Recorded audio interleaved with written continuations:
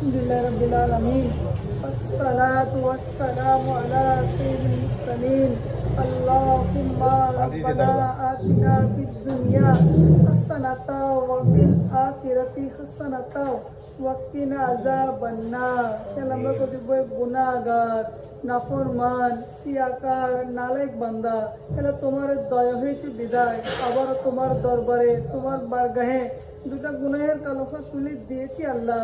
এলা আমাদের এই গুনাহের কালোখাতে থেকে তাকে নয় আল্লাহ, এলা তোমার দয়ায় এলা তুমি আমাদের সবাইকে, এলা তুমি আমাদের সকলের প্রাণপ্রিয় মা বাবা পরিবার পরিজন আত্মীয় স্বজন এলাকাবাসী পাড়া প্রতিবেশী আল্লাহ সবাইকে মাগফিরাত দিয়ে দাও।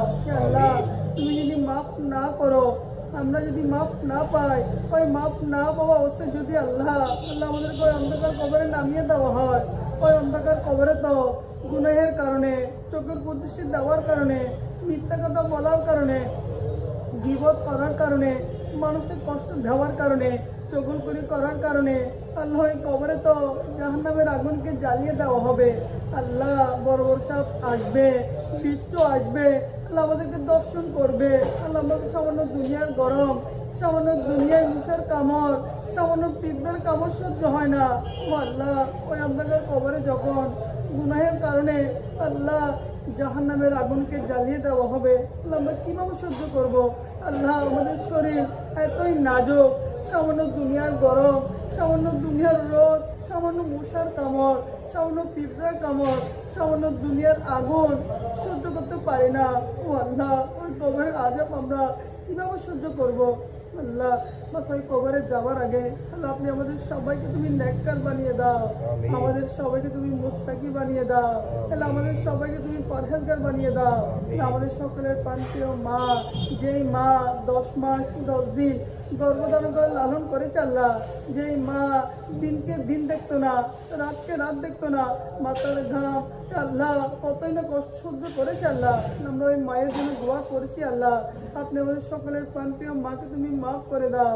আল্লাহ আপনি আমাদের সকলের প্রাণপ্রিয় বাবা, যে বাবা দিনকে দিন দেখে না, রাতকে রাত দেখে না, মাথার ঘাম পায়ের মধ্যে ফেলে আল্লাহ আমাদের কাপড়ের ব্যবস্থা করে, খাবারের ব্যবস্থা করে আল্লাহ।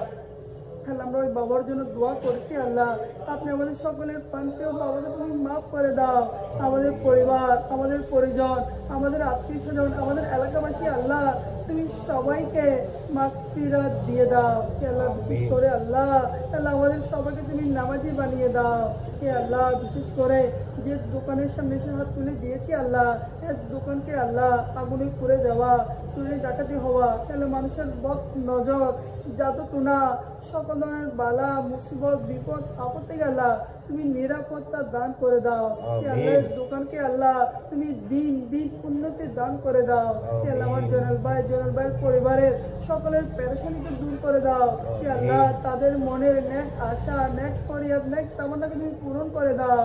আল্লাহ বিশেষ করে আমার জয়নাল ভাইয়ের পরিবারের মধ্যে যারা ব্যবসা করে আল্লাহ তুমি তাদের ব্যবসার মধ্যে বরকত দিয়ে দাও, তুমি তাদের রুজি রোজগারের মধ্যে খায়ের ও বরকত দিয়ে দাও, তুমি তাদেরকে নেক হায়াত দিয়ে দাও, তুমি তাদেরকে আল্লাহ বার বার মক্কা মদিনা হজ করার সৌভাগ্য নসিব করে দাও।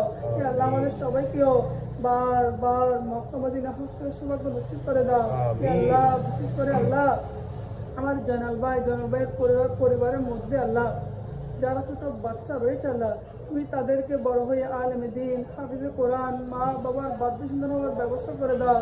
তুমি তাদেরকে দুনিয়ার সকল বালা মুসিবত বিপদ আপদ থেকে তুমি নিরাপত্তা দান করে দাও। আমার জয়নাল ভাইয়ের পরিবারের আল্লাহ আল্লাহ সকলের মনের নেক আশাকে তুমি পূরণ করে দাও, তুমি তাদের করের অভাবকে দূর করে দাও, কর্জ থাকলে কর্জ আদায় করার ব্যবস্থা করে দাও, ঋণ থাকলে ঋণ পরিশোধ করার ব্যবস্থা করে দাও। আসসালাতু ওয়াসসালামু আলাইকা রাসূলুল্লাহ লা ইলাহা ইল্লাল্লাহ মুহাম্মাদুর রাসূলুল্লাহ সাল্লাল্লাহু আলাইহি ওয়া সাল্লাম।